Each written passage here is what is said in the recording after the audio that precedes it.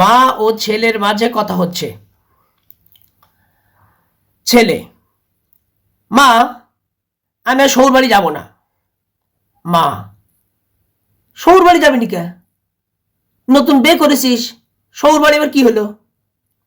ছেলে: শ্বশুর বাড়ি গেলে শাড়ি শুধু ইডা আনতি কয় উডা আনতি কয়, আমার পকেটে থায় না টা, আমি কি দিয়ে আনবো? মা: তো শাউরির কি আক্কেল জ্ঞান বলে কিচ্ছু নেই? নতুন জামাইয়ের কাছে ইডা আনতি কয় উডা আনতি কয়, ইটা আবার কিরাম কোথা? লজ্জা শরম বলে কিচ্ছু নেই? ছেলে: মা, ওগে লজ্জার কথা আর কি কব, আমাকে লজ্জা বলে তো কিচ্ছু নেই। নতুন নতুন শ্বশুর বাড়ি যাত গেলেই তো পকেটে 2-5 টাকা লাগে। ছোট ছোট শালা শালি থাকে, তারা তো কিছু আবদার করবেই। এটা তো পকেটে না নিয়ে তো শ্বশুর বাড়ি যাওয়া যায় না। মা: এই জন্যই তো তোরা আমি এত করি কই, 2 টাকা আয় কর, ঘরের ভিতরে বসে থাকিস নে। তুই তো দুনিয়ার ঘর কোনো, 2 টাকা আয় করার মুরুদ তো তোর নেই। যদি 2 টাকা আয় করতে পারতিস, তাহলে শ্বশুর বাড়ি যাওয়ার সময় তোর আর এত কথা তোর আর কই থুতো না। ছেলে: দেখিস মা, আজ মা হইও তুমি আজ আমার অপমান করলি। গালের দাঁত সুযোগ পালি কামলাতে ছাড় দেয় না। তুমি আজকে মা হয়েও আজকে আমার অপমান করলি। তা ঠিক আছে, শ্বশুর বাড়ি আর আমি যাবো না, আমার টাকা পয়সাও লাগবে না। মা: মন খারাপ করিস নে, শ্বশুর বাড়ি যাওয়ার সময় আমি ক টাকা দিবা নে, তুই তাই নিয়ে যাইস কানে। তা কি নিয়ে যাবি শ্বশুর বাড়ি, কি নিবি? ছেলে: কি আর নেব, ওই শাওরির জন্য একটু পান সুপুরি নিতে না, আর একটু মিষ্টি মিঠাই না হলে কি নতুন নতুন শ্বশুর বাড়ি যাওয়া যায়? মা: পান সুপুরি নয়, আমি ঘরের থেকে কিছু দিলাম। ছেলে: ঘরের থেকে দিলে বাপ যে তোমার হদ্দমারা মারবে না? মা: তুই ঠিক কইছিস, পান তো আর হাট বাড়ে ছাড়া আনবে না। এর ভিতরে পান যদি ফুরুই যায় তো কখন পান কনে গেল, এই কই আমার হদ্দ ঠেঙ্গান ঠিঙাবে নে। এক কাজ কর, ওই সুখজানের দোকানের তে ওই কিছু বিস্কুট টিস্কুট নিয়ে যাস কানে, আর শনিবারে হাট খোলাতে ওই কিছু পান সুপুরি কিনে নিয়ে যাইস কানে, আমি দেওয়ানে টাকা। ছেলে: মা, তোমার বৌমা কইছিল কি, এবার যখন তুমি শ্বশুর বাড়ি আসবা আমার জন্য একটা ওড়না নিশো। মা: আমার কতিস কে, তোর বাপে যেই কুকি যা, তোর বাপ কি টাকা পয়সা আমার হাতে দেয়? সব নিজের কাছে রাখে, নিজের গাটি রাখে, বাপের যেই কুকি যা। ছেলে: ও বাপের আমি করতে পারবো না, বাপের কুই লাভ কি, তুমি যেই কওকে যাও, তুমি পারলে কও, না পারলে আমার কইত কুই না, আমি পারবো না বাপের সাথে কথা কইতে। মা: না পারিস, ওই আমাকে ওই ক্ষেতের ভিতরে ঘেরা আছে না, ঘেরার গায়ে নেট টাঙাই নিয়ে আসে, ওই নেট খুলি নিয়ে তোর বোর গায়ে দিকে যা, উন্না হয়ে যাবে না, যা। ছেলে: ছি ছি মা, মা আর কত অপমান করবা মা? হ্যাঁ, তোমরা আজ বিয়ে করিস বলি আজকে শ্বশুর বাড়ি যাওয়ার সময় 2 টাকা আমার দরকার বলি গায়ে জ্বালা উঠি যেতিছে। হ্যাঁ, আমি এতদিন যে আয় রোজগার করে দিলাম তার কোনো দাম নেই। হ্যাঁ, বাপের কাছে চাইলে দেয় না, তোমার কাছে চাইলে দাও না, তা ঠিক আছে, আমার টাকা পয়সা লাগবে না। বাপের কতকুর কলাম, তোমার 50-60 বিঘি জমি, 2 বিঘি জমি বিক্রি করে আমার 2 লাখ টাকা দাও। সারা বছরে একবার ধান হয়, সারা বছর তো জমিটা পুড়ি থাকে, কি লাভ হয়? 2 বিঘি জমি বিক্রি করে 2 লাখ টাকা দিলে তো আমি একটা ব্যবসা করতে পারতাম। কতকুর কলাম, কই বাবা আমার 2 টাকা দেছে, এই মুলুটা দেছে। মা: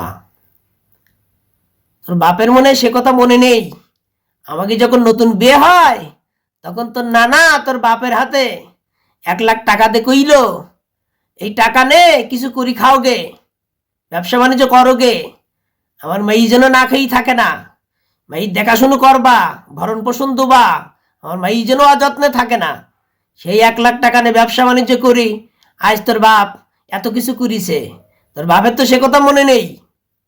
ছেলে: হ্যাঁ, তাই তো, ঘা সকালে কি আর ডাক্তারের কথা মনে থাকে? গত ঈদি দুলাভাই কত কুর করলো, বাপ 50,000 টাকা দাও, আমি একটা ব্যবসা করি, তোমার মেয়েটা ভালো থাকবে।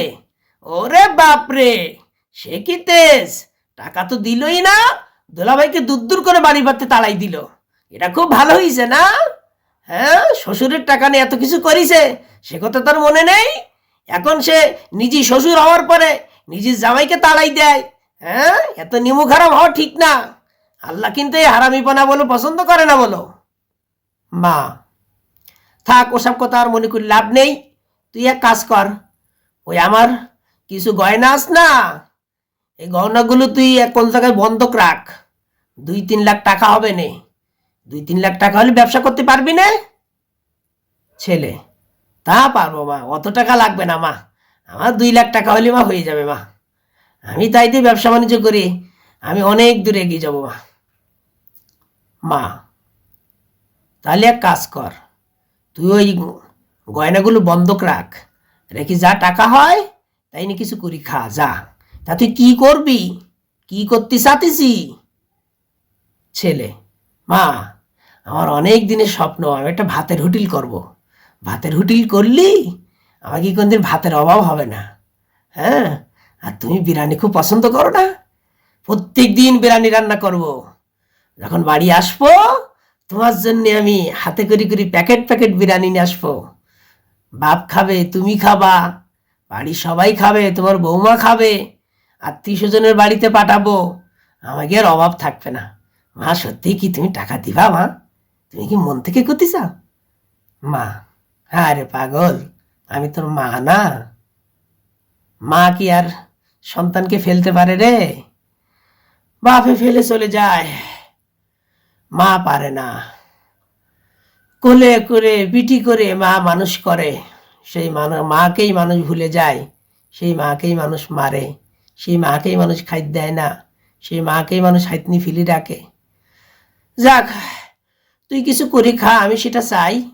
আমি যতদিন দুনিয়ায় আসি তোর আমি দিকে যাব, তোর পাশে আমি আসি, টেনশন করিস নে।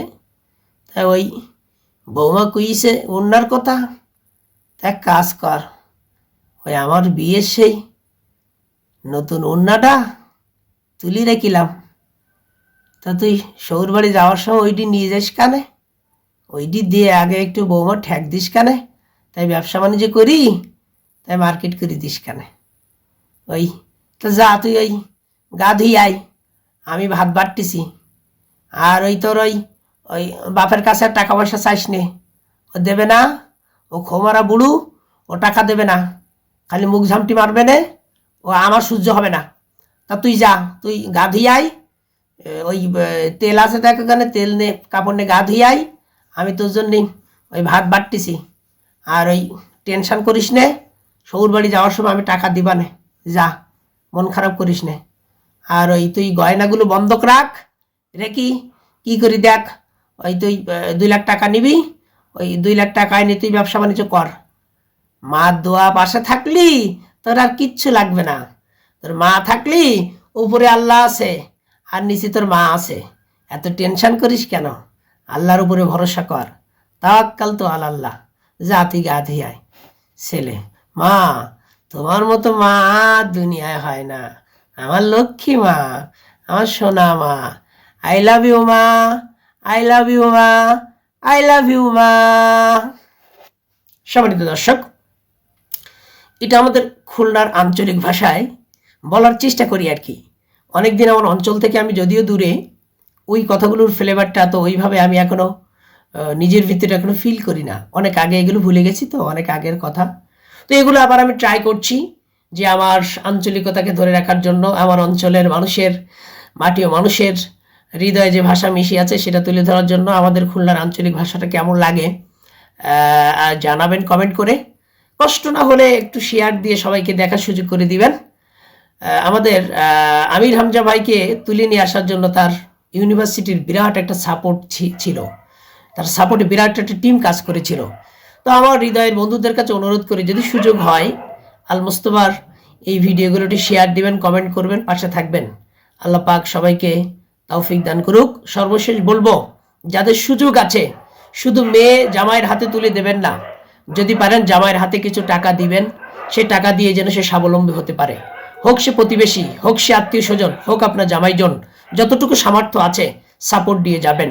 হন আপনি শ্বশুর, হন আপনি পিতা, হন আপনি অভিভাবক, যতটুকু পারেন সাপোর্ট দিয়ে যাবেন। আল্লাহ পাক সবাইকে কবুল করুন। ওমা তৌফিক ইল্লা বিল্লাহ। ভালো থাকুন সকল মা, ভালো থাকুন সকল বাবা।